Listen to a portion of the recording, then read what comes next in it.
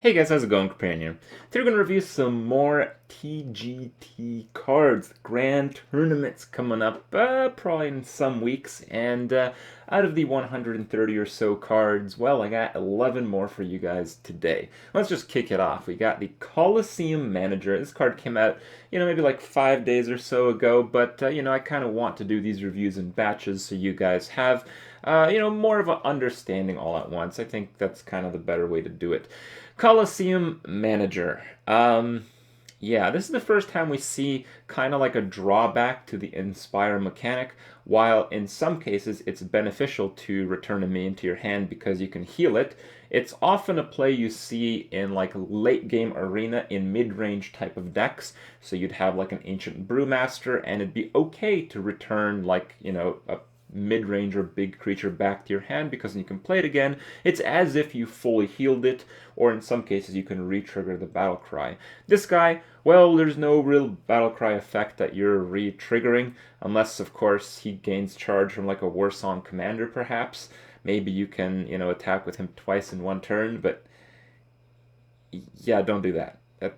There's better things to use that card with, as it so happens. So it's basically kind of bad when you're doing this mechanic in the early game, because in the early game, you kind of have to consider it this way. Let's say he kills like a 4-2 creature, and, that's really good, I guess. That makes him a pretty good value card, but still, you wouldn't really want to return him to your hand.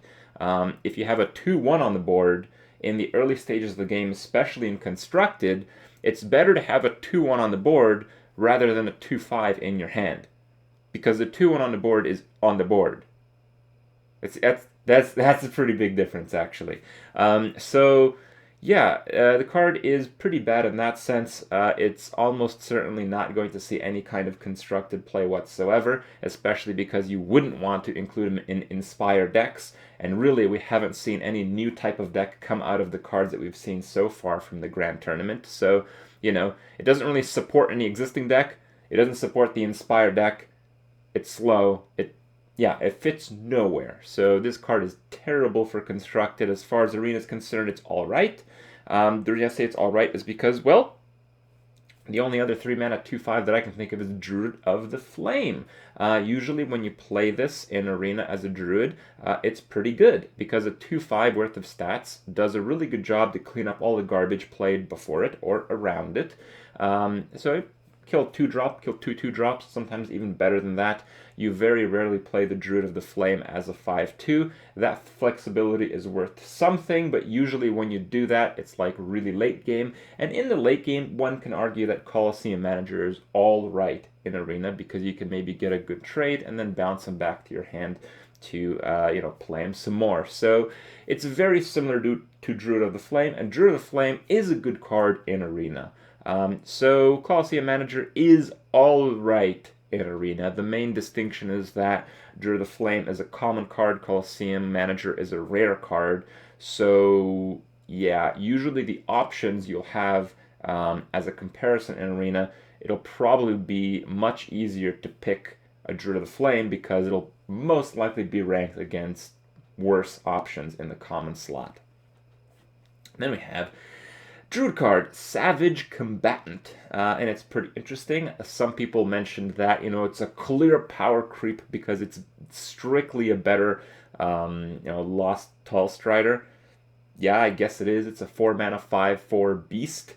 The Savage Combatant has Inspire to give your hero +2 attack this turn, and really, like, this card doesn't really seem that impressive. I mean, you're just not going to run these type of cards. There's so many ways to deal 4 damage in this game that 4 health minions are significantly worse than 5 health minions.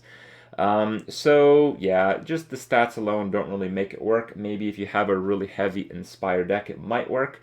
But, in Arena, or if there's like a slower type of game involved where it's just control value off, it pulls its weight. If you get 2+ on your hero power, even if you only get 1 use out of that, it's pretty decent. So yeah, it's a fair card, but it's not really good enough to see constructed play by itself, unless, of course, as I mentioned again, Inspire becomes a thing, and that thing also works with Druid. So, that's kind of out of the way a little bit, but is it power creep? No, it's just not. It's a class card. and it's a class card upgrade that's not much of an upgrade from not much of a card. You know, class cards are better than neutral cards. That's just that's the end. That's period. That's just how the game works. So it's not really a big deal to see this guy in this form. Pretty cool in Arena. And also the most interesting thing that I could think of is because it's in the 4 mana slot, Piloted Sky Golem can now pump this guy out, and it's pretty interesting because that would make it so the Inspire mechanic from the Savage Combatant actually probably works a lot better with other classes. Like imagine if you're playing Mage, you have a Piloted Sky Golem, it dies, you get this guy out. When you ping something for 1 as a mage, you then gain 2 attack, and you can attack something else with it. So, you know, maybe Savage Combatant might be one of the best, if not in some cases the best thing to come out of Piloted Sky Golem. GVG buff, boys. Then we have Clockwork Knight, more support for GVG. It's a 5 mana 5/5 mech. 5 mana 5/5 is pretty good stats. Often it challenges some of the biggest creatures out there in Constructed. It's a mech. It works with other mechs. If you have another mech in play, it's basically 5 mana 6/6. It's a common slot, so in Arena this is going to be pretty damn good. In Constructed, it's probably not top tier level, but it's probably fine. You know, maybe you can run this in some of the really heavy mech decks. And for, you know, new players who don't have that many cards who want to just play mechs, maybe they pull this guy out of a TGT pack, well, they're going to feel pretty happy about it. So I think it's a cool card. It has a spot in the game. Nothing overpowered, but not really underwhelming. I like the guy. It's just, you know, very unlikely to be seen in high-level play. Next up, we have the Flame Juggler, so another 2-mana Juggler. And this variation comes as a 2/3, and the battle cry immediately does 1 damage to a random enemy, so it's like a 1 juggle. But 2/3s are usually better than 3/2s in Arena, and I think much better so in Constructed because so many people play like 1/1s and 2/1s, just annoying 1-drops, and this guy, you know, does pretty well against them. It doesn't seem overpowered enough to really fit into a Constructed metagame, but it's not bad either. It's going to be an extremely good Arena card, just because, you know, it's a 2-drop. Like, River Croc is a good Arena card. It's not, like, if you need 2 drops, River Croc, bam, not bad, right? So Flame Juggler is just better than that. You know, it can kill off, like, a 1 health minion. It can maybe kill something out of stealth. The flexibility is really good, and it has the solid stats. So it's absolutely certified as good for Arena. Then we have the card that Trump ended up revealing, Silent Knight. This card's pretty interesting. A lot of people gave this card a lot of shit, but it's not really warranted. Let me explain. So some people compared this card to Shielded Minibot, which is a 2-mana 2/2 Divine Shield, so you're paying 1 mana for stealth. But again, it's not really a fair comparison. You're comparing a ridiculously overpowered class card to what's not really supposed to be that much of a neutral card. Big differences there, man. Big differences. Other people compared it to Shade of Naxxramas, which is a 3-mana stealth creature, which again is not exactly fair because it doesn't have a direct comparison. I haven't actually seen anyone compare this card to what I believe is its closest relative, and it is the Scarlet Crusader, which is a 3-mana 3/1 with Divine Shield. It's the only 3-mana card with Divine Shield in the game, actually. And, well, it seems like, you know, you can't really make Silent Knight much better than what it is. It has the same amount of stats as the Scarlet Crusader and stealth. Obviously, the distribution is a little bit worse, but that's why it has stealth. So the card, yes, it's somewhat underwhelming. It doesn't really fit any role at all. You know, nobody's going to play this in Constructed. But in Arena, it's all right. Like, it's going to be below average. But do you know how many cards in the common slot are below average? Like 150, right? So, you know, if it's better than 100 cards that you could get in the common slot in Arena, that's not that bad. The idea behind the card is you can maybe stack a buff on it, or you can just ping off for 2 damage, which lets you kind of upgrade one of your trades. So if you have this guy, you keep him stealthed, and you have like a 4/4 creature, let's say your opponent plays a 6/6 creature. You trade up with your 4/4 creature, and you don't really lose the value of that one card. So it's really not that bad in Arena. It is below average, but it's not horrible. It still kind of works fair enough. So, yeah, the card really couldn't be much better. If this guy was like a 3/2, even if he was a 3/1, right? If he was a 3/1 for 3 with Stealth and Divine Shield, it would be strictly better than Scarlet Crusader, and that just would not be okay. So there's just no real. This is actually limiting design space in Hearthstone. Scarlet Crusader has limited the design space for Silent Knight. So there you have it. Next up, we have some more neutral 3-drops. These are a little better, though. Legendaries, Adis Darkbane. This is one of the 2 Valkyries from one of the encounters in Trial of the Grand Crusade in World of Warcraft. This is actually one of my favorite encounters in the game, where you had to dodge a crap load of bubbles while trying to absorb another kind, and positioning mattered so much. Your ability to move and DPS at the same time was really radical. Just really, really cool encounter, and I like these guys. So I'm glad to see that they're cards, and I'm glad to see that they're legendaries, and I'm glad to see that they're not like 8 or 9 mana completely pointless legendaries. They are 3 mana legendaries, 3 mana 3/4 for Adis, and whenever you target this minion with a spell, you deal 3 damage to a random enemy. And of course, random enemy might mean your opponent's face, so it doesn't really scream like it's going to gain too much value, but 3 mana 3/4s are just overall solid enough that you can play them in just about every deck. So if you do have decks that are running buffs, or you have decks that just have a lot of targeting stuff, or basically if you're just playing Priest, these cards are going to be pretty good. The thing with Priest is, of course, you have the Dark Cultist, which is almost always going to be the better 3-drop, but that's fine. That's a class card. This is a neutral card. So overall, these are Adis, and I'll just show you guys the next one, Fiola Lightbane. These are probably the most playable cards in the TGT expansion that we've seen so far, actually. Fiola has the same targeting mechanic, and when you target this minion with a spell, he gains Divine Shield. I think gaining Divine Shield for the decks that run buffs is probably better than doing 3 random damage, but of course this is going to be situational. The 3 random damage is of course random, so sometimes it may be better, but I think the average outcome of 3 random damage is slightly worse than a Divine Shield, because if you're playing buffs, if you play like Fiola and then you Kings it, well, doing 3 random damage versus having Divine Shield on your 7/8 creature, yeah, I'd rather have Divine Shield on my 7/8 creature. So, yeah. Pretty cool stuff, though. These minions are really awesome, and I look forward to playing with them. Then we have another 3-drop, another 3/4. We have Spell Slinger as the battle cry to add a random spell to each player's hand. So that's pretty radical, actually.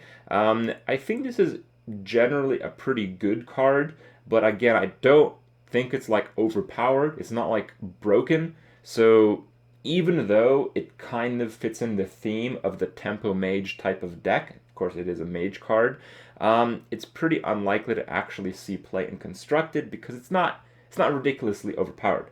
If it's not ridiculously overpowered, well, it just doesn't make the cut.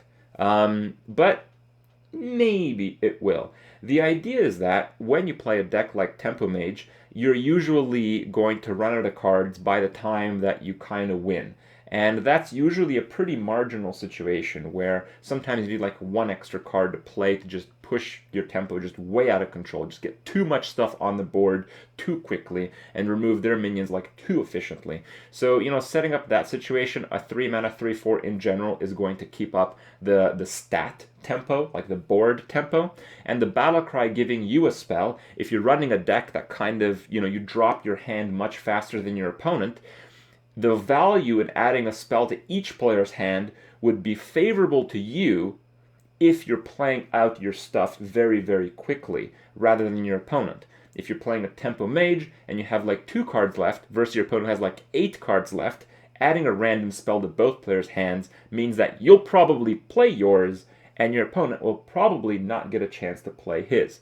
So, yeah, the card fits the Tempo Mage theme. That makes it kind of good, but not really overpowered enough again. For Arena, tempo is a pretty big deal in Arena, and this card does fit that, and Mage is a pretty good class at playing tempo, so actually Slinger might be a pretty damn good Arena card. It's just that sometimes, you pick a card like this, and then you don't end up playing Tempo Mage, you just think you are early on, and then you're trying to play a Control Mage, then you have to play this guy because you don't have enough creatures, and then you give your opponent a Flame Strike, and it actually caused you to lose the game. So, yeah, it's going to be a tricky Arena card, but it's going to be a lot of fun. Then we have Argent Watchman, a 2-mana 2/4, extreme stats. But he can't attack unless you play your hero power. Wow. So far we've seen mostly pretty unimpressive cards from the expansion, and this card seems to be just in line with most of those. It seems like it's an all-right card, but if you play a 2-drop and then use your hero power, you're in trouble. Okay? That's generally a bad situation. So it doesn't really work in the early game. It doesn't really work in the late game because it's a 2/4. In the late game, low drops are better if they have high attack or effects or battle cries. Nope, I don't really get it. What would make this card pretty cool is if its ability to attack maybe reset each time you use your hero power, so you maybe could have some combo cards. So if you had the option to use your hero power maybe multiple times in one turn, he could maybe be triggered to attack multiple times in one turn. He'd still be just as bad in almost every situation, but he'd have some combo potential. I don't know. This card is terrible. Everywhere. This card's terrible everywhere. This is like Disenchant. Like, if you get this guy, you get some dust. Speaking of dust, we have Demonfuse. 2 mana, give a demon +3/+3, and give your opponent a mana crystal. Well, we had Demon Fire, and Demon Fire wasn't particularly good. And now we have Demonfuse, which is really, really not good. It seems like if you wanted to buff one of your demons, you'd rather have it have +1/+1 less, and not give a mana crystal to your opponent. People talk about how overpowered Wild Growth is when they play against Druid, because if they get Wild Growth, they automatically win the game. Well, yeah. So giving them that option in the early game is terrible, right? Yes, it is. It's terrible. So this card is terrible. So nobody will play this card, right? I don't know. I'd like to think not. I guess if demons really, really, really become a thing, and people are playing like Demon Fire and Demon Heart and Demons, I guess you'd put in Demonfuse. I don't know, man. I don't know. Okay. Next up, Argent Horserider. So we have a 3-mana 2/1 Divine Shield charge. Again, it has similar properties that it's limited by the design space of the Scarlet Crusader, where it's a 3-mana Divine Shield creature. You couldn't make this guy like a 3-attack guy. This is like as high stats as you could possibly give this type of card. So that kind of makes it actually pretty bad. It does have some use, though. I mean, people play just, 3-mana chargers in some decks because they like to do the face damage, and maybe this guy's a little bit harder to remove. Maybe he'll replace Wolf Rider in some decks, but still, I kind of have my doubts.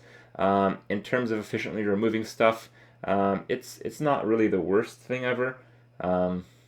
It's just, not really, a wow factor. It's whatever. This card might be alright in Arena. I say alright because as a card itself, it's alright. But, when you do well in Arena, you play against mages. And if you play against mages, this card goes from alright to terrible. So, yeah. It's not that good, guys. It's not that good. So what have we seen from the Grand Tournament so far? We've seen a lot of very mediocre cards. It seems like most of the cards that have the potential to be overpowered are incredibly slow, really, really require a slow game, a control type of deck. often have to do with the Inspire mechanic, which is inherently a slow mechanic. And all the fast cards that they've introduced have just been like pretty bad. Like really, like across the board, below average of the existing card pool. So what does that really mean?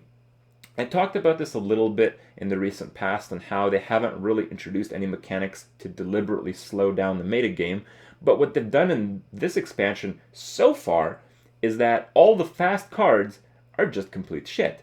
So what that does is players who pick up the game for the first time, they have the option to make these fast decks. They're not really going to be too good, but they have the option to, so it's important to release fast cards. I can see that aspect of it. But on the other side, players who are already playing fast decks, they might see zero improvement with the Grand Tournament patch. So even though these cards are like really unimpressive, wouldn't you rather have like 3-drop charge minions suck rather than be really good? I think I would.